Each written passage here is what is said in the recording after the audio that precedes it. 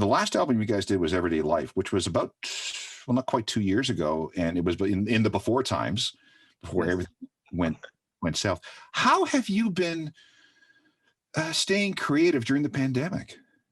For whatever reason, I songs come to me and have done for a while, and so we were going to be in the studio anyway for most of that time, and some of the accoutrements of being in a big band, like big shows and this and that, all of that got stripped away. So really, all we were left with was music and the love of music and what we want to say through music. So in fact, there was really no other choice but to dive really deeply into the creativity, because that's sort of what we're here to do. The new single is called Higher Power. It's coming May the 7th. I listened to it, and we were talking about it, and it makes me think of Michael J. Fox walking down the street in a 1980s movie in 1986 wearing Reebok high tops and a puffy jacket. Is that a fair characterization? Well, first you're describing mine, and I assume your favorite film, Back to the Future. Anything that evokes that is fine by me, because that makes me happy to be alive, that film, still. So yeah, I mean, of course, if you use synths, you're going to get a bit of that vibe. I just happy if it evokes anything for anybody. So if that's what you think of, then awesome.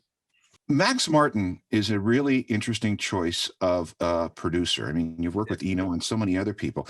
Max Martin is the most successful pop producer in the history of pop music. Yeah. So how did you come to work with him? Well, it's funny because I had to say to him the other day, I said, Max, just know that the way our band works is slightly different. Sometimes our songs take a while to, grow on people. So don't expect your normal numbers.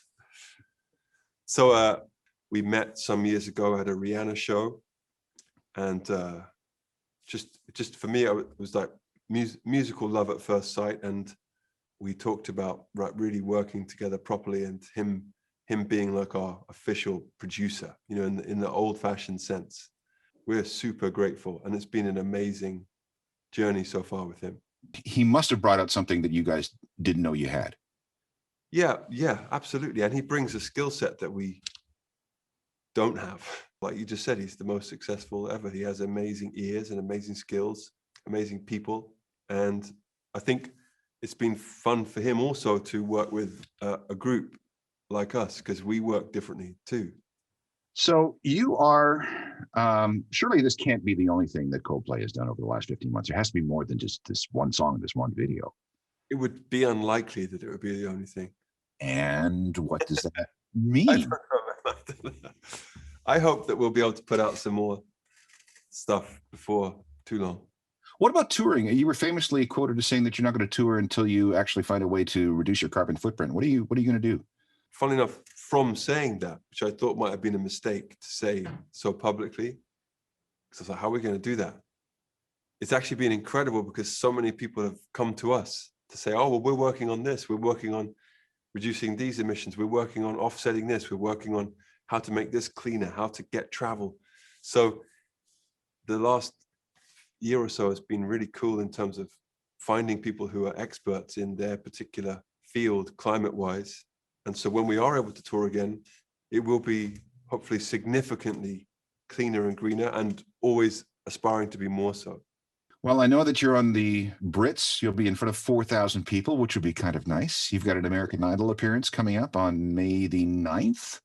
Yes.